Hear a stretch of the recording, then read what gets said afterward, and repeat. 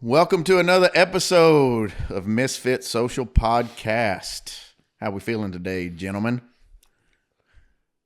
Slept well. Fresh. Yes, yeah, Fresh? that was real Bright-eyed and bushy-tailed. Bright-eyed. Is this low energy? Oh, We're gonna raise it. raise the energy. Raise it. Yeah. Bring it Paul, come on, man. Get with us. Come join us.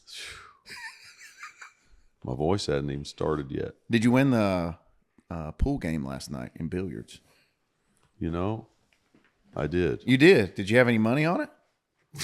No. What? Well, We were status. We were quite busy. I say we, me, and the other Paul were quite busy drinking some birthday bourbon. I noticed your eyes were pretty much closed. You were talking. Yeah. You were, Well, that's the telltale sign that it's been a successful night. I think one of your eyes was wandering off. Yeah, over it's here. it's the right eye. The It's right the eye iguana eye. is the wanderer. Yeah, It yeah, was keeping an eye out over here just in case. yeah. That's my peripheral. It's checking like what's over here, what's over Yeah, here. I saw that. So let's talk about coaching a little bit. When is a time in your life whenever someone has coached you well, and when someone has coached you like that was not good? I always wanted a coach. Ah, okay. Never felt like I really had that in my life. You know, even my dad was kind of a man I had so much respect for, but he wasn't a talker. So you kind of had to pick up on things from him, and when he said something, you know, he said a lot with a little. And if he was going to tell you something, you were like, "Oh my goodness, he's going to tell me something." Yeah. So I was always wanting coaching. So you were hungry for that. hungry for it. Yeah. Yeah. So I would say some of the coaching that I've gotten that's been good for me has actually come from peers, not so much from mentors, Yeah. but just things you pick up from somebody and they, yeah. Yeah, I love the concept there, too, that not all coaching is top-down. I would say that in the general sense of me wanting to grow, I'm going to need someone that is where I'm at, or maybe where I'm wanting to go is what I'm trying to say. Right. And so, but you can be coached by a colleague and a contemporary, and you can even be coached from people that you're, you know, that's reporting to you. A subordinate can give you, if you can build a trusting relationship to where that's Yeah. just having some feedback as to what it's like to experience your leadership, you know, can be a, I would say that Yeah. the most life change I've gotten like that has come from books. I would say the same for me as well. Yeah. Because it's rare to find somebody that will coach you. Yeah. It's hard to find that person, or I didn't know how to look for them or something. Yeah. But like when I'm reading a book, sometimes I feel like I'm implementing something well, and then maybe I still don't have it quite perfected. Yes. So I feel like that's where a coach, if we have one. Yes. Yeah. So like I remember me and Evan, my son, we went to a Red Sox game. And one of the cool things about Fenway is you can get there early, and it's like it used to be something like $25 or $30, and you get to go in early, and they call it a tour of the stadium. But during game day, you can go in like while they're still warming up, and you actually get to walk out on the field. So we're walking out on the field, and I don't remember who the third baseman was at the time, but the infield coach is like working on one hoppers. So he's like right in front of home plate. But he's right at the angle where he can hit it about 20 feet in front of him, and it one hops to him. You know, where it comes off, if you've ever played infield before, one hopper can be a little bit hot to handle. Yeah. And this was the starting third baseman. And then I noticed, like, after he did about 10 times, he went over there and talked to him, and he was actually showing him something. And I'm like, all right, think about that. This guy's getting paid probably a few $100,000 just for this single game to play. And he's got a guy that is coaching him on, hey, you know, just a little bit of tweak here, a little bit of tweak there.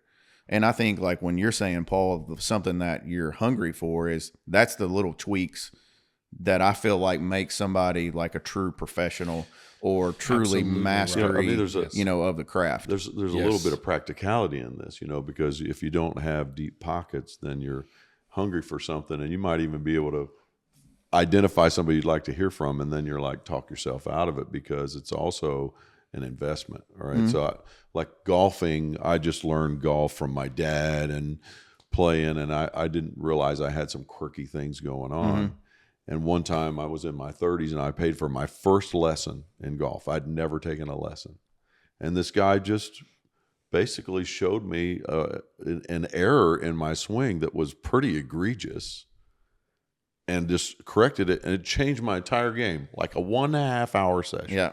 Yeah. You know, wow. So if you think back a few episodes ago where we had Shannon Payton on the podcast, he was like a coach's coach kind of thing. Great coach. Just fantastic. One of his biggest things about the beginning of the coaching process is observation. Like, you know, that's where it starts, is you observe it. And that's what I'm sure that swing coach did for you, is he sees like this flaw that's there. You didn't notice it was there. And he just makes what seems like a minor tweak, and then it makes just a major difference, you know, in your overall ability to be able to score I could well. not see myself. Yeah. Right. So he took a little video. He says, look what you're doing. Your backswing is virtually perfect. He said, now when you start coming through the ball, because of the way you've positioned yourself, a couple things, look what you do. Yeah. And I'm like, oh my gosh. You just look at the way our anatomy is, right? How much can your peripheral vision's not even a full 180. Well, And his at some Mine is late at night. Yeah. Well, A few after bourbons drinks. in, mine is He's got close that to thing. mine's close to 360. yeah, a few bourbons in, and we're recording. I'm like, Cliff, just tell me which eye to look at. I don't know which eye to focus on. I look in the right one or the left one. You know, The left No. one's That's too the much. left one's always looking at you. Just forget what the right one's doing. Okay. He gets a mind of his Yeah, own. it's just look at that left eye. You'll almost always get it right. Well, and so what I've always historically said, if you just look at our anatomy, and so I'm going at this physiologically, but it's emotional. I think it's spiritual. It's mental. We're not designed in any way. We haven't evolved to be able to see 360 degrees of our world, Yeah. because we are pack creatures. We're tribal. And that's not all bad. It's that we're meant to. I'm able right now, depending on which eye I'm focusing on. I'm able to see you, but I'm able to see everything that you don't need to focus on right now. Right. And I don't want to derail us too soon, but I would say maybe if we have some time to look at the fact that there's a deficit in coaching, because I think there's a deficit of mentorship, meaning that That's good. the relational, where yes, there is some investment when you're paying for expertise and professional coaching, and we should invest in those things. But then where's that just giving it back aspect of your community to where there's a wise elder just in things of life who's saying, I'll walk with you, and there's no charge. It's just simply because we're a part of a family, whatever kind of family is defined. But I'm here, I might be a little further down the road, and I'm willing to look into your blind spots. And let's walk together.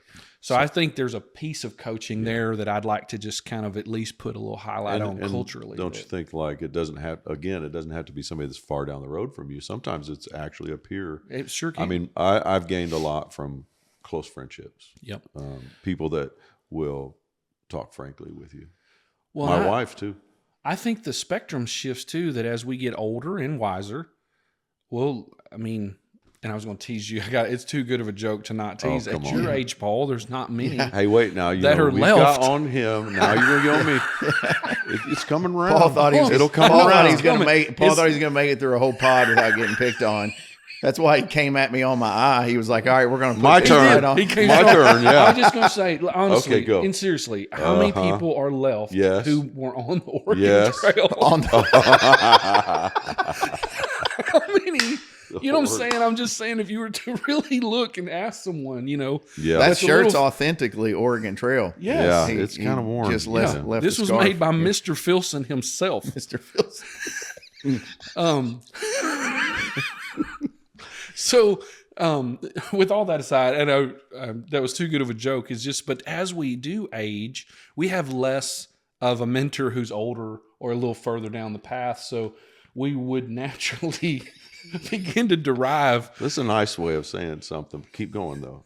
Well, we would pull more from our colleagues, and Yeah. we should have.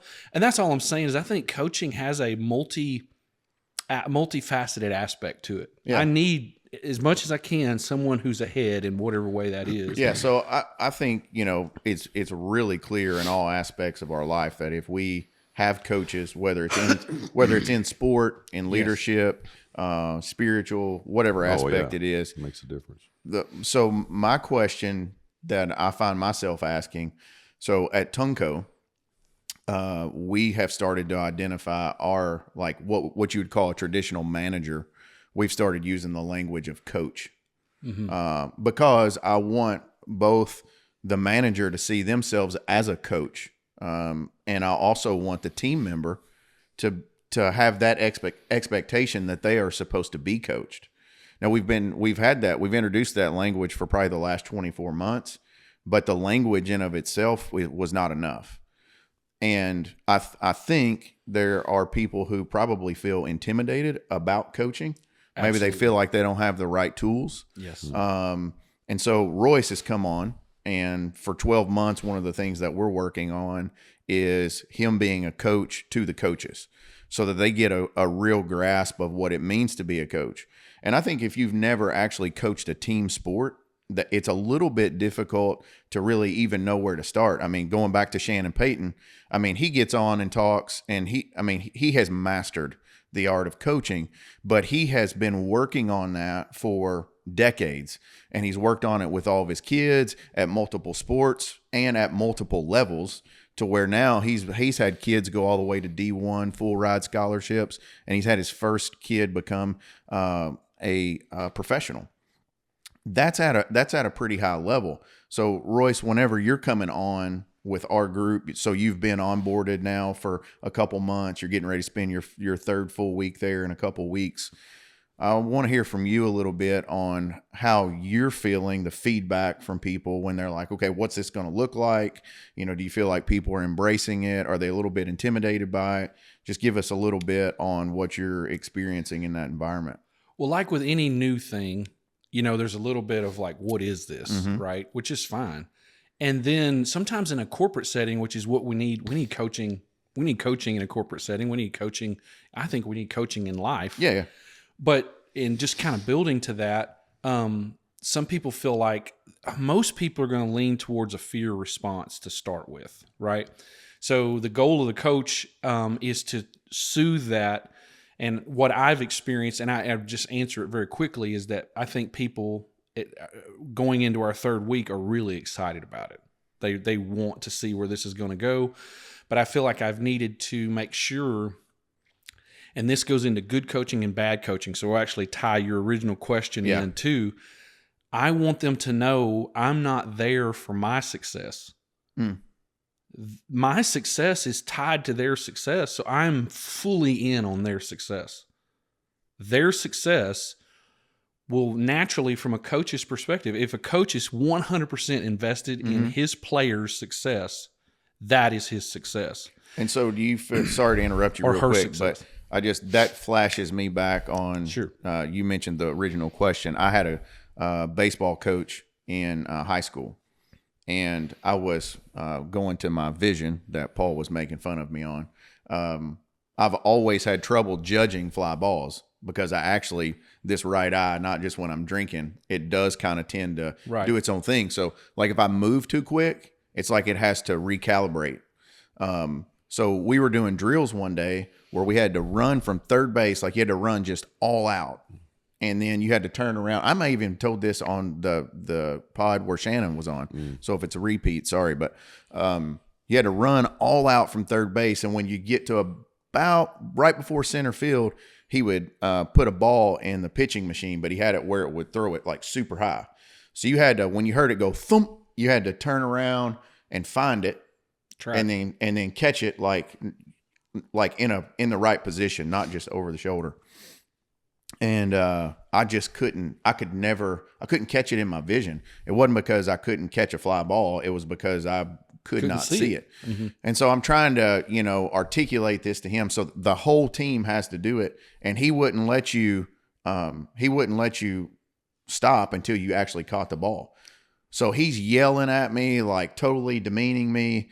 And then because I never got to do it, then I had to run polls. So I had to run polls for like, I don't know, 15 or 20 minutes. Yep. And then, after that, I was just so demoralized. I'm like, the juice ain't worth the squeeze on this. Like, I'm out of here. I'm just playing for fun. And I'm not really that good anyways. I'm just here because I want to be hanging out with my buddies and whatever. So for me, that was an example of the fear and the mistrust. Bad like coaching. for me, it wasn't necessarily fear. I was just like, I'm not putting up with that. So I think kind of what you're getting at is, especially in the corporate world, is like, okay, this is my job, this is my career. How do I know that if I drop the ball that I'm not going to get on this coaching thing, that I'm not going to get fired? Right. Or so I feel like that's kind of what is that kind of what the point you're getting to? Yeah, that exactly. The team member really needs to understand that, hey, I might have to tell you something a little bit hard at some point, but I'm not going to do that bad coaching thing that just totally feels like you've been ran over by a Mack truck. Yeah, I was telling in a conversation last night that, in my opinion, and I don't want to over limit it or oversimplify it, but I think every championship culture, when you analyze it, it has both heart and high standards. And if you have all heart and you don't focus on high standards, you'll have this ushy-gushy culture that's all about everybody's feelings, and then you'll coddle, but you're not really accomplishing anything great. But if you're all sociopathic on high standards and you don't zero in and go, my player Cliff is a dang good outfielder, but he has a uniqueness in the way his vision works. How do I adjust the rules or adjust the principle? Or maybe outfield isn't the best place, but you crush it at shortstop, right? The coach has got to say, what is the distinction? Because second base was the position that I had played my whole life. There you go. But bad coaching is, I have this idea of you. And really, that I don't think it's an overstatement to say at that point, you're not invested in their success. You're not truly, and I think a coach, to do well, has to genuinely care and be invested in the uniqueness and distinction of the person and the player and their success. Isn't it interesting, too, that a lot of great coaches actually weren't the best players themselves? Facts. True. Yeah, I mean, it's... Absolutely. Yeah. I mean, they know a lot about the game. They have a passion. They recognize talent, and they encourage, right? So it's like celebrating somebody who can actually do it better than you, and being good with that is I think a key coaching superpower. Take Andy Reid, take Nick Saban, right? Steve Just Kerr. Go down all. Phil Jackson. Yep. I mean, Michael Jordan. I mean, one of the greatest ever. But I don't know, is he a great coach? Yeah. They don't always translate, because I think something happens in the coach's mind, their sight. They free themselves from that singular performance or their greatness, and they're invested in seeing the greatness of others, and they're able to be flexible and nuanced in how they put people in different places. Not everybody's coached the same. So in the corporate world, one of the things that I see happen, and Casey, when we had her on one of the podcasts from the tool manufacturing company, Midwest Ohio Tool, she said something that kind of stuck with me. Of you within the corporate culture, you can have people who get like protectionist on their position. So it's like you have a guy who really knows, really understands, and has mastered something that could really coach an up-and-comer, but they feel like that's going to work themselves out of a position. That's a fear response. Yeah. Yep. So if a manager as coach is unwilling to coach somebody who like you said, Paul, that may actually be better, outperform them. that could outperform them, what's the secret sauce to getting that guy to understand, look, your position is locked. We're not, when this person outpaces you, that's not going to mean that you're going to just get kicked to the curb. I mean, look at the value of people that you hire, right? An individual performer has a limited ceiling on what you can give them, right? A developer of people and systems the more you go to that model, man, that dude he's never going to be out of a job, because that translates to every industry. If you can pull people up, and I tell our team, it's rails and rescue. That's your job. Create rails for people to run on and rescue them when something goes wrong. Yeah. Good. And if you can do that, you're always going to be valuable. Yeah, but how do we get the guy who is in the twilight of his or her career, which means more than likely they've mastered at least one thing. So they've defined themselves by individual performing. Yeah, they've mastered at least one thing, and I could name 4 or 5 people within my organization who have mastered multiple things, but I still get this fear from them sometimes that they're going to get not just passed over, but like run over, and then they're just going to be discarded. Mm-hmm. So it's in that coaching setting, Royce, like. So just objectively or hypothetically, if I was working with someone like that, I would want to zero in on what are they afraid of? What about sharing your expertise with your coworker or your up-and-comer? What about that causes you issues? And in my past or in my experience, it would be some aspect of this individual doesn't trust the culture, that they're going to be okay. And they are trusting that if I keep and silo all this information, and I know sometimes silo could be a good thing, but in this sense, they're siloing an expertise that they should be spreading. Yeah. They believe that will keep them safe. Like job security. Yes. Yeah. So we have to show them from the culture that that's not what we're about. Like, we're invested in you, and you're going to help the entire culture by spreading this information, helping others be as good as you are, raising up other superstars, and trust the culture to stand with you, because actually you're being a roadblock at this point, to what we could accomplish. Yeah. And we had a roundtable discussion, you'll remember, where we talked about, a culture of fear. Sure. And so the question for me is, how much of that is brought into, so not just a Tunco culture, but just work settings in general, how much of that does the team member or employee, whatever analogy you want to use, description you want to use there, how much of that fear is brought in just from like, hey, this has been their experience in other work cultures, or even just in life in general, that they're bringing some level of fear. And then how are we coaching security into the culture so that you're saying, hey, no, we want this to be a holistically different experience that you can pour yourself into, and know that culture is not going to abandon you. Absolutely. I think it's depending on the individual, how fear's affected their life, it'll vary.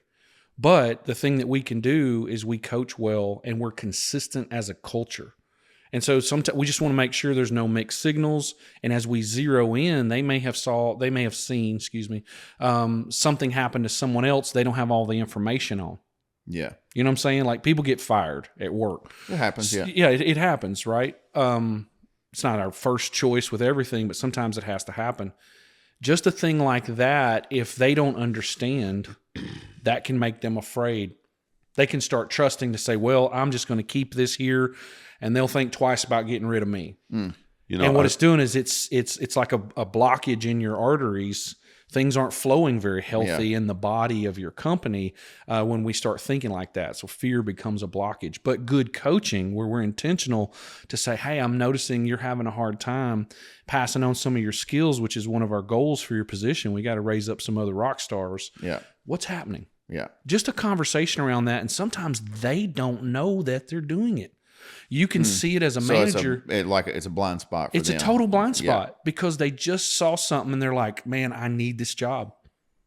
And it may not even be in their department. Someone else got fired, and it just hit a shock wave of fear in them. Yep. And so they tightened up because that's their coping mechanism as a human being. Yeah, is to get protective. Response, But a good corporation will have conversations that re-empower Yeah. or remind them, hey, we're not that kind of culture. Yeah. And while I won't go into a ton of details, whatever happened to so-and-so has nothing to do with where you are. Yeah. Man, we really need you to keep being great, but pass it on, man. Pass it on. And a lot of times that's more than enough to start opening the floodgates of them sharing. Paul, you were going to say something? Oh, I just think some people don't like to manage others. True. Like if I go outside of the scope of what I can control and define in my world, now I have to take on the responsibility of this. I don't want to babysit this kid that doesn't show up on time and I think has lesser skills and really don't. They think I can coach them to be me, but I see that they really don't have this skill. So they silo because they don't want the responsibility of or maybe the dysfunction that's outside of their controlled world. Like I'm gonna open up myself to a whole aspect of the organization that needs a lot of fixing, and it just like I ain't got time for all that. I don't want to deal with their toxic world. I don't want to deal with all these policies that are broken. I mean, the very things that made them strong as an individual performer make them see all the problems outside of a wider satellite. Yeah. And so they go, I'm gonna stay where I am because I can control this. Yep. So I mean, it might not be fear. It might literally be, I don't want the responsibility to define the culture of all of this mess.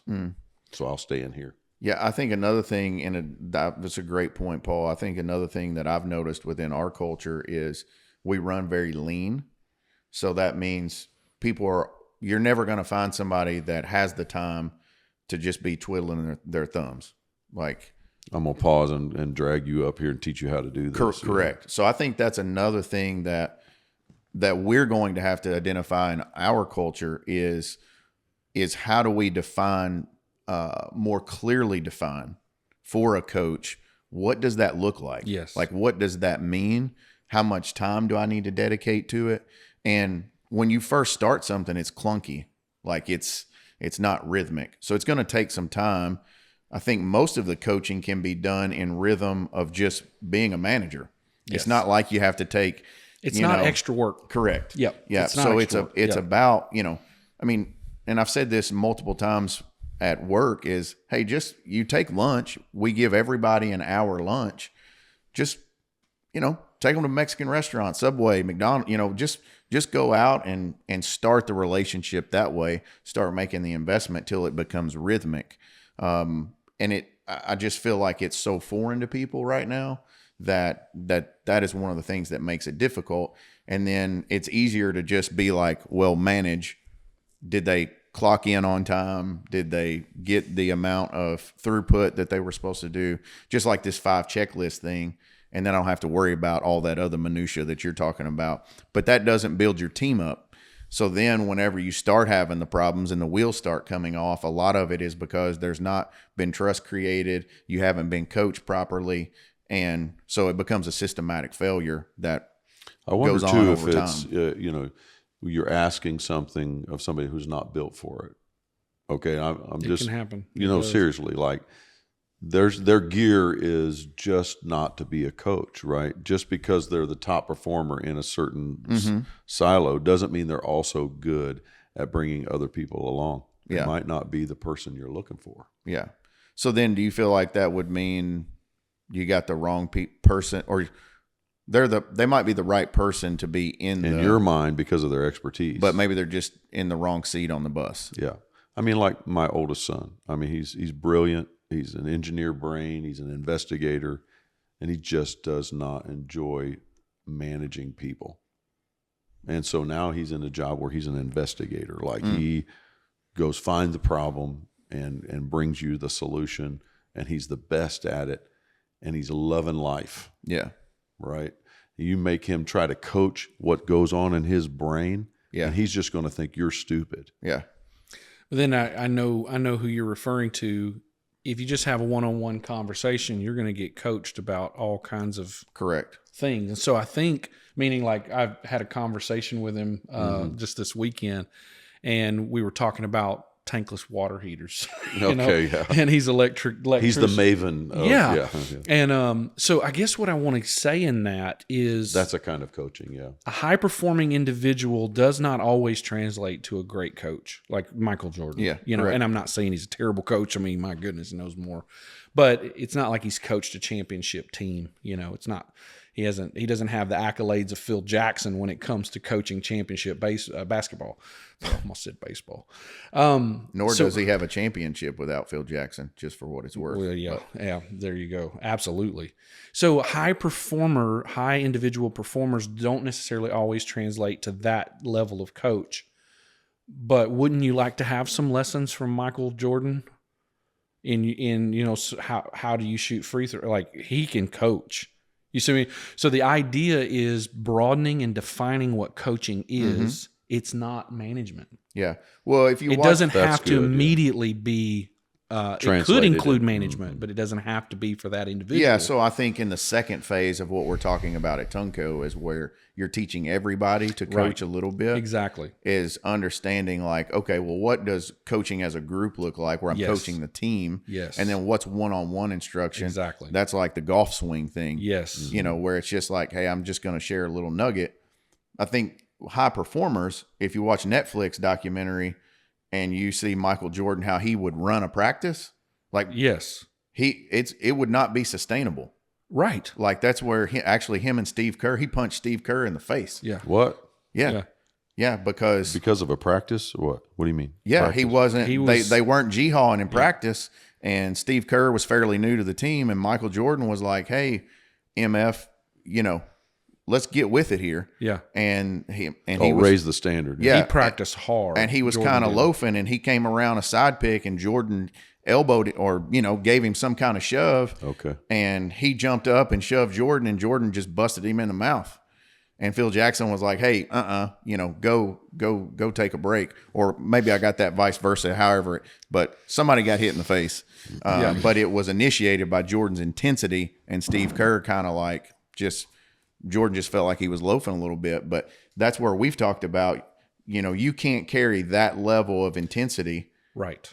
And so I don't think for a lot of those guys that if you listen to the interviews on that, I don't think they felt like Jordan was invested in their personal success. There you go. Like he wanted to win a championship, period. That's it. And so they never really felt like he was invested in them.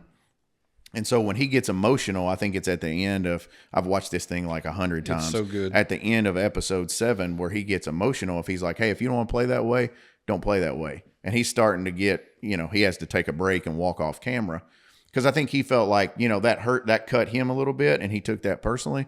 But I think if you're an outsider looking in, is that if you really want to be a coach and you want to coach a championship team, that level of constant grinding is not sustainable. No. It's kind of a nature nurture thing, when you're finding players or employees within the organization that become your champions. Mm-hmm.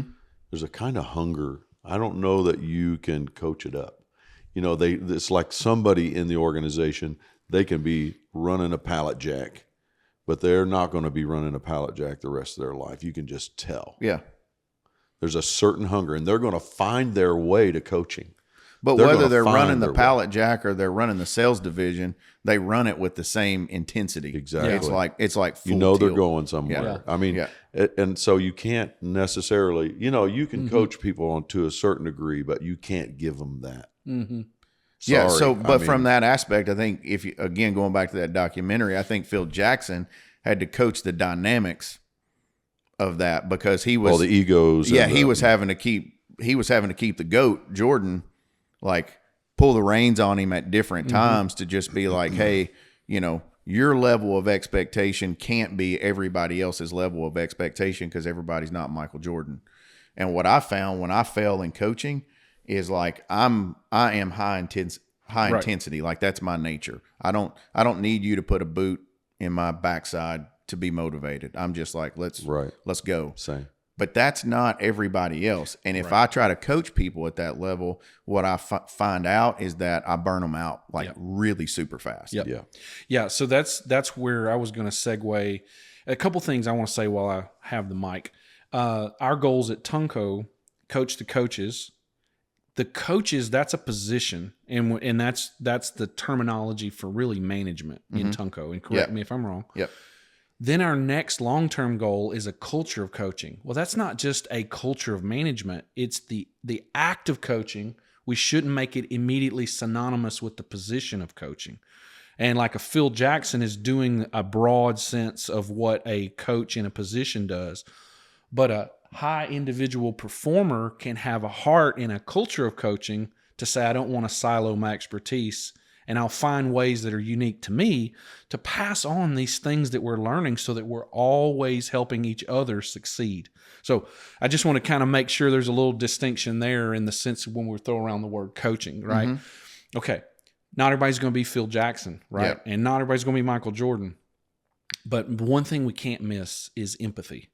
The gift of empathy, because the biggest mistakes I've ever made in coaching is because I'm looking at another Royce over there and trying to give that Royce what he needs and what I respond to. And man, the biggest mistakes I've ever made in my journey of coaching is not everybody needs what I need. Yeah. Even my children, learning that they didn't need what I needed. Yeah. What worked for me does not work for my kids. Yeah. Allowing people to pick a level that's their level is hard. It is.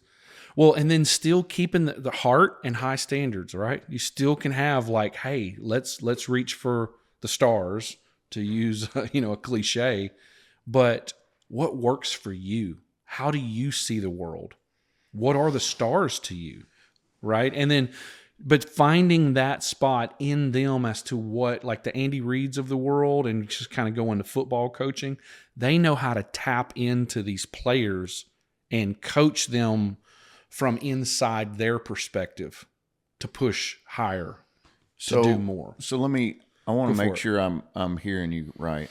Are you saying that in that aspect we should be identifying who is like an Andy Reid, who is a Steve Kerr, and is somebody that is that constant grinder like me? Maybe if they are going to try to be a coach, we at least have to identify and be like, hey, maybe you lack some empathy, which is something I learned in therapy.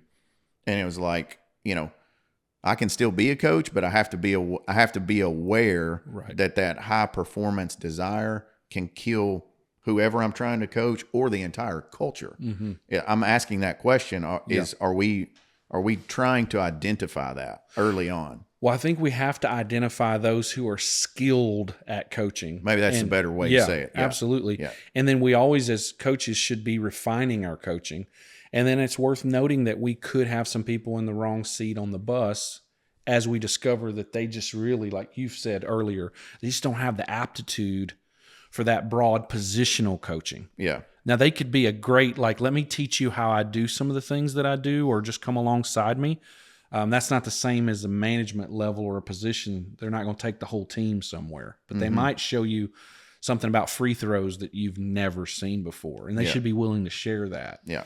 But yeah, I really think we should evaluate coaching, and we should look at, how are we doing this? And usually grading on empathy, because if I just am trying to recreate another me, when I find a me, it works.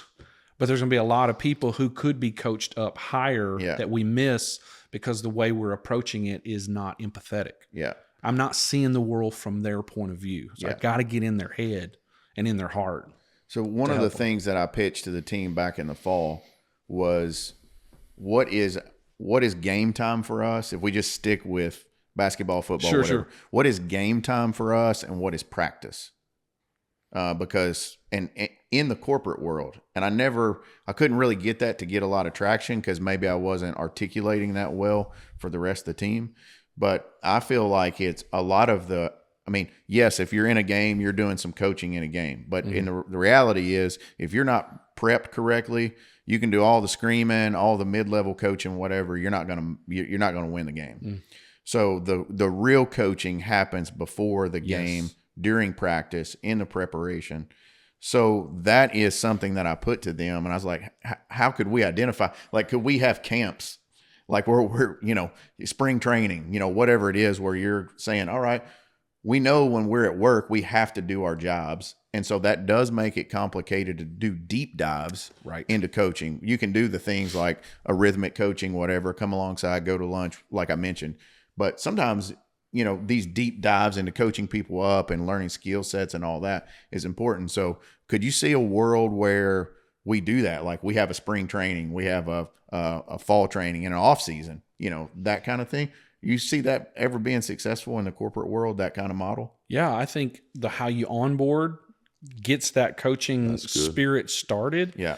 I love the vision that you have for Tunco and asking me to come alongside, because I can run simultaneously with people too, you know what I'm saying, to coach.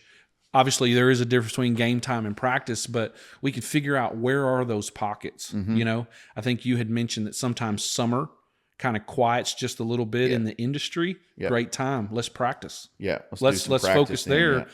Then let's go game time when the industry's picking up. Now let's come back, debrief. Okay, let's work on that. What do we do? What can we do different? Focus on was the debrief, because that's some of the greatest opportunity for coaching, because you're dealing with real world issues, right?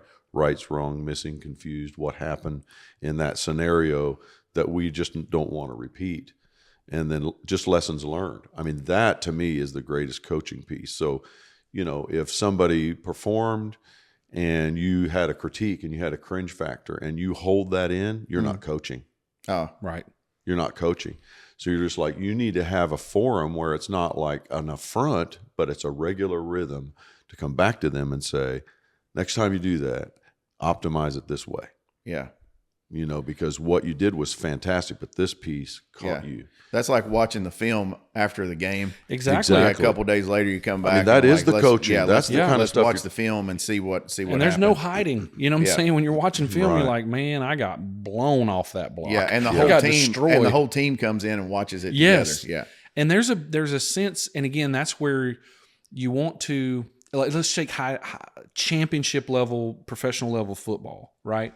You don't last very long if you're embarrassed because you made a mistake, because they're going to ride you about it. Yeah.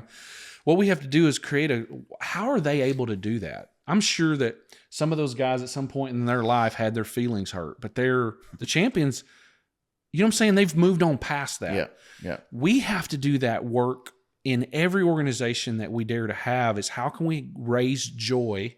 I know this could sound so strange in the midst, but our brains run on joy. Raise that joy, build that trust to where we have resiliency and capacity to laugh at each other when we got destroyed on a block. And it's like, dude, if you had just moved your left foot 6 inches, that could have gone for 50 yards or 100. You know, it could have been a touchdown. Instead, you were annihilated. Yeah. Next time when we run whatever play, move the left foot first 6 inches. I was hearing a lineman talk about it, that some plays that looked like they were like, why did you even call that? He said, if you watch the trenches, he said it's a game of like 2 to 6 inches. A foot doesn't go where it needs to go. He said if it had the running back or whatever, it would have gone. Yeah, cleared out. Yeah. But back to my original point is just simply when we are close enough, bonded enough, trusting enough to where when you rib me for blowing it, I don't feel like I can't provide for my family. Mm-hmm. Like you're invested in me in the senses that, I screwed up. And you also trust, let me make sure it doesn't just go from employee to owner or owner to employee, but you're looking at me going, I also trust Royce to fix that. Mm-hmm. Next time he steps, that boy's going to he learned something from that. Culture's a big part of performance. Yeah. Because we raise each other's game. Go ahead. Yeah. I just want to the other thing that's coming to mind is, I don't remember I've just seen it happen in multiple games, like high level games where you have a high performing kicker. And how many times is pressure on the field goal kicker to win the game? Mm-hmm. Yeah. Almost always. Yeah. And it's like, a 48-yard kick or whatever. And, he's had a perfect season, hasn't missed a field goal all year. Mm-hmm. Pressure's on, and it just dings the goalpost. Dong. And and you'll see guys coming up at the end of the game, putting their arm around him, encouraging him. And that doesn't mean they don't ride him sometime later, or look at it. But when I'm thinking about this, it's like, okay, well, when we're looking at the coaching environment, it's also timing. Yes. Like when do you, when somebody has. When do you bust them? Yeah. And when somebody has missed a field, that's not the time to come in and be like, Right. I think maybe when I think back about my failures as a coach, I probably missed the timing a little bit. Sure. Not just, and the delivery could have been missed as well. Don't get me, I'm not giving myself that excuse, but if I didn't miss the delivery, maybe the timing was just wrong and it was just a little bit too raw for that person because maybe they knew they dropped the ball. And I just was like, just stuck the knife in just a little bit deeper, into the wound. I was thinking of, the book Good to Great, which was such a great, such an awesome book, Jim Collins. It really was. The one point in there, facing the brutal facts. Like if we just refuse to talk about what was wrong, we've not created a coaching environment. Exactly. You have to talk about what's wrong. You have to lay it on the table and not get butthurt about a conversation that's. And that is a step of sorry, work. just real quick. Was that a chapter in that book? Yeah, I read it, but one it's of been the a minute. aspects, humility, level 5 leader. Do you remember some of them? Yeah, it was one of the qualities of that. 5 characteristics or traits of a company that went from good to great. What was that? What was it called though? Say it one more Face time. the brutal facts. Oh yeah, facing the brutal facts. Facing the brutal facts. Okay. Yeah, they just looked at the data or looked at what was wrong and faced it instead of kind of denial. Yeah. But I think what's worth noting is that it's a company organization. It's also a step is to create a coaching environment. Sometimes we assume, hey, I pay you, you're coachable, everything's ready for coaching, and it's often not, right? It's like that's what I feel like that's where we've been. Mm-hmm. It's talked about, it's on the periphery, Yep. but you still don't have a coaching culture.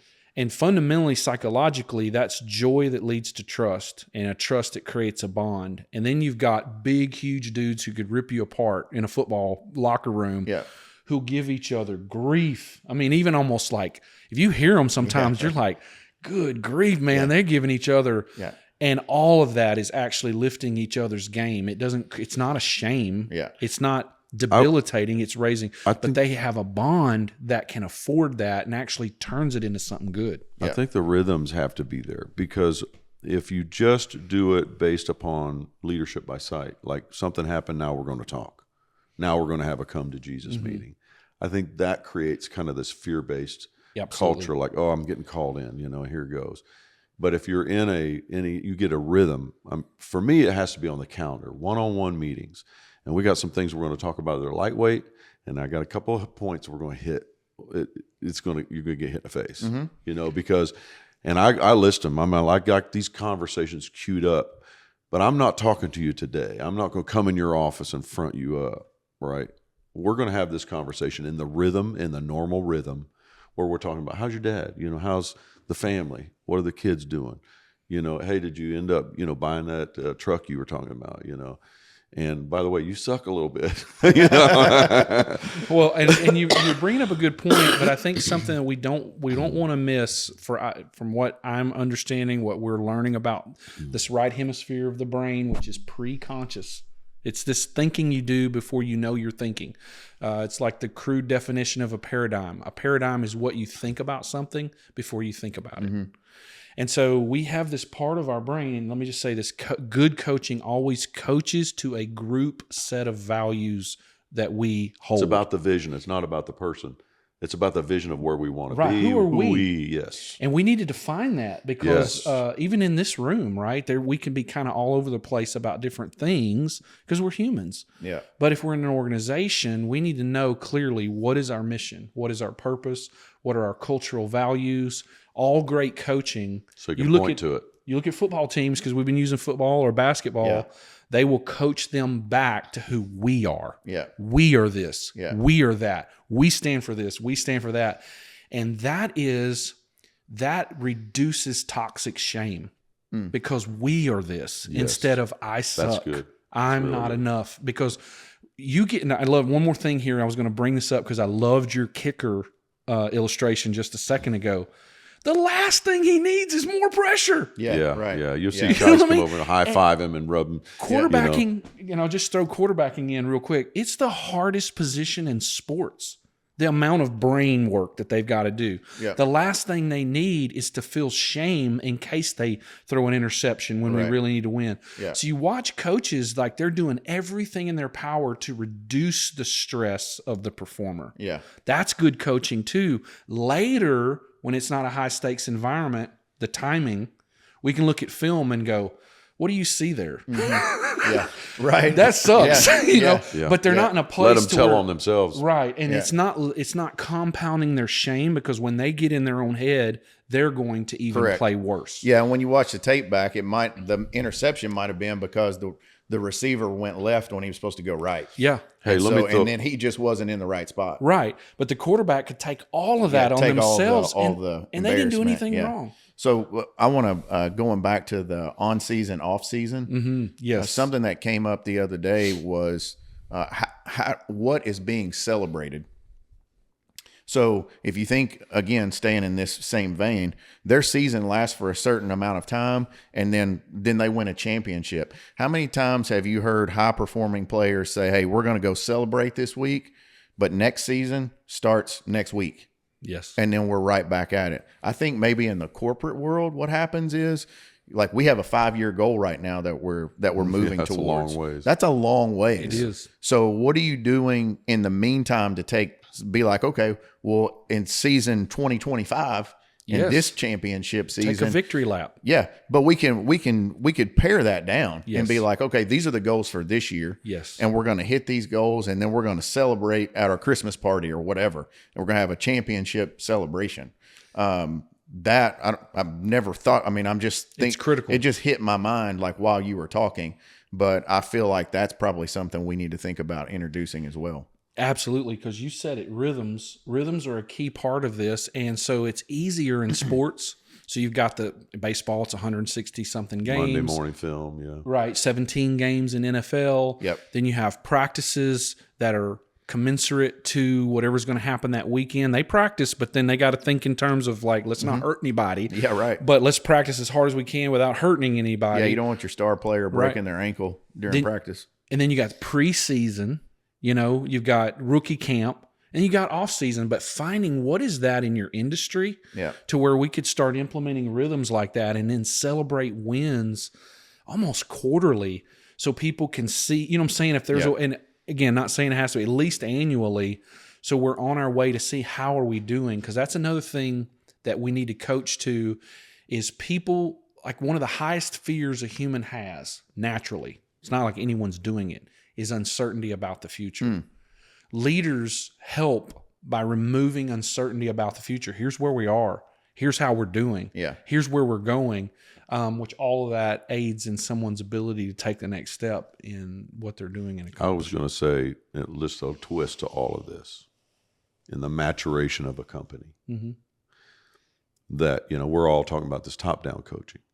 But when you walk into a room to coach somebody, you better get your listening ears on Yeah. because you're getting ready to hear and have to filter what you did Oh, and the atmospheres you've created. Yeah. And if you just think it's all one way, your organization is not going to grow and mature because you're going to have to hear a lot of stuff.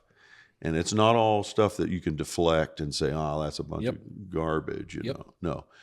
The way you're going to grow, it's just like a marriage. Mm-hmm. You're going to have to hear it because if you don't, you're just shooting your own self in the foot. Yeah, right? so you kind of have to own the environment that you've created. because you allow, from a coaching perspective, you allowed it. Yeah, you drop some balls. Yeah, yeah. Your system is perfectly suited to get the results you're currently getting. Yeah. And so owning that's, to me, I thought we had covered that a bit, but I'm glad you brought us back. That for me is the empathy work. It's not just when I approach you, how do I even know how to look out of your eyes until I've listened? So you have to listen. You got to take all that in. You got to tell me raw, how do you feel about this culture? Ooh. Yeah. It's like, psh, psh, psh, psh, okay, Yeah. thank you, all right. And that doesn't mean that their singular point of view is all there is of the reality of your culture. You take it in. Where there's smoke, there's fire, though. I mean, That's right. If It's an indicator. If they throw a handful of corn at you, you got to go down and pick up the kernel of truth. Yep. And even if the attitude they brought it in, or the facts, or all of that, you can spend all your time thinking about all the things they said wrong and miss the whole point. That it came from a place where they're trying to tell you something, and it's a brutal fact, and you got to swallow your pill. Absolutely. And we're getting ready to find some of that out because we just dropped a 360-degree review of everybody in our company. through including Mr. Nance. Yeah. And mine's actually getting reviewed by people outside the company as well. I'd like to help with that. Okay. No, just kidding. Yeah, I'm gonna send you. No, we'll send you a link. We're sending you a link. I'll today. send you a link. Say, how do you trust Mr. Nance? Well, the trust is great until that eye starts moving. Yeah, it's like- Then I'm like, I can't tell if he's looking at me or not. I don't know when he's looking at me.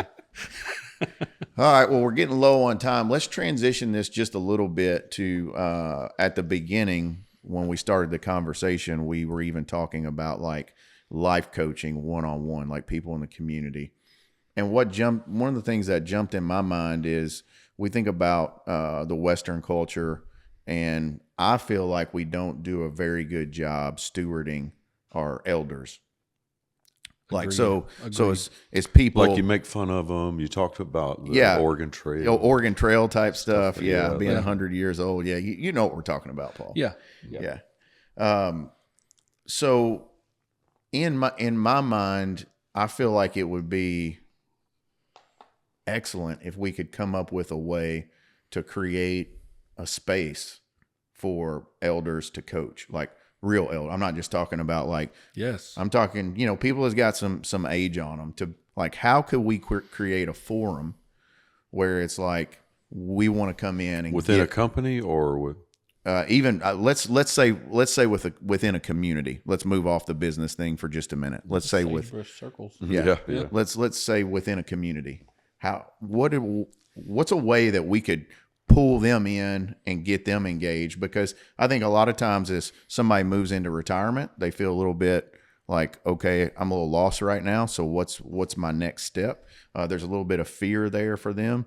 They have a loss of identity because maybe, you know, they've served in a certain role for all these years. So think about like Bob, my neighbor in Florida, the guy from Boston. so much to say. If I'm ever there with him, I always want to sit with him and just hear some story that he experienced, because he's managed divisions of Coca-Cola all over the world, like massive budgets, massive teams. And he always gives me some nugget where I'm like, dude, that is solid gold. So But he has no forum. Yeah. he does. I'm assuming he doesn't, you know, Right. but in my community, there's nothing there for, you know, so let's just ideate a little bit, because that's kind of what this whole pod's been. I didn't mean for it to be an ideation session for Tunco. It kind of has been, but let's think about, you know, how could we do that for something in our communities? Man, I think it's as simple as identifying some of these wise sages and creating an opportunity for people to gather around them. You know what I mean? Like, again, not forcing it, not that it's always an event, but Lance Ford that we talked about, Yep. This is one of his, I mean, and you can speak to it as well. Yeah. This is a passion of his, is identifying what he's calling sages. Okay. Or, you know, they know something, they've lived. And let me just put the pause on that and say the reason this is such a problem is because of hyper individualism. Across time, there were multi-generational communities. The elders were always around because you were always in touch with them, because you always had access to them. But because we're so isolated, they're losing a sense of purpose in their later life. And man, they've got nuggets and gems and all kinds of things to share. Yeah. But there's within the culture not an easy way to access them. Yeah. So being intentional in some way of saying, you know, would you be willing to spend a little bit of time with some young bucks or whoever? Yeah. How can we pick your brain and do that? And that's what Lance, with what he's calling brushing against the sages. Sagebrush. Okay. Yeah. And he's doing it with men and women. So there's at least some thought in the very lines of what you're talking about. You know, just let's be intentional. Yeah. You know, I mean, I don't know if it's corny or not, but I got a little bit emotional on that Landman scene when his wife goes to the liquor store and basically has a party at the old folks' home. Yeah. You know, she's I can't remember what initially got her there to go by, but she's like, oh no, we're throwing a party. And she's got her daughter with her. So, I mean, like, if you think about that engagement where they go, you know, they're just sitting in their wheelchairs, you know, getting rolled in, they have nap time, then they have bingo where nothing's really going on. And she turns it into a party. And of course, the funny part is where she actually takes them to the strip club, but that's a little bit over the top, but it was funny too. But I got a little emotional because I'm like, man, there's these nursing homes all over the country. Yeah. And, probably a lot of people there aren't, may not even be in a mental position to be able to share. Sure. But I don't know, just in this conversation, it just kind of pricks my heart just a little bit to be like, how can we engage that wisdom more? I think about you mentioned your dad earlier. He was one of my favorite guys to talk to whenever I was living there. Because if you could get him to say something, it was just like you treasured it. Yes. And so I don't know. I think I'm leaving this podcast with a new thought in my mind. To like, what's happened here almost serendipitously when we had this meeting here, because there's been a lot of great conversations. Sidebar, not planned, not on the schedule, but just good one-on-one conversations, or 2 or 3 people here and there. A lot of good things happen when you you could bring some people like Bob, for instance, to a meeting like this with no particular agenda, or maybe he would be on the podcast, but but you're just hanging out, and you get the benefit of those conversations. Yeah, that's good for business. Could do the pod in Destin, and yeah, and have people come in, and Bob would be there. Yeah, I think this is just Royce, but I think what we're all feeling in various ways, maybe various expressions, is a call back to family. It's the sense of, meaning, think universal human family or historical human, like it was always multi-generational. Yeah. And a lot of us were so insulated now, but we're like, where are the elders? Yeah. Where are the, I want to hear some of that wise, because there's this ache for mentorship, which I would say at this point is almost synonymous with coaching. I need more information. I need more perspective. I need, my mirror neurons are aching for a greater mind to help me make sense. I can't erase it. Elder. That's what your dad's title is in your phone. Well, yeah. Yeah. I love it. My dad is still I can't erase it. I'm wanting to cry right now because. Yep. My phone has my dad in it too, in the because I can't erase it, and I'm like, if I could just press 2013. that button. He's been dead since 2013. Wow. Yeah. I mean, I can't tell you the times I just want to pick up the phone. Yeah. Well, just to land the plane for me is, I would just say, I don't think there's a wrong way to at least take a step towards what you brought up. Yeah. Like, let's just do it. And whoever's out there, man, just take a step. You might have an elder on your street, in your neighborhood. Yeah. Just go say hi. Yeah. And man, you'd be shocked what you could learn and what you begin to discover. Yeah, no, that's a good way to end it. Yeah. So this has been a great pod. Let's just kind of get out of here and go out with coaching in mind and loving people. Yeah. All right. This has been another episode of Misfit Social Pod. Sweet. Love you guys. See you.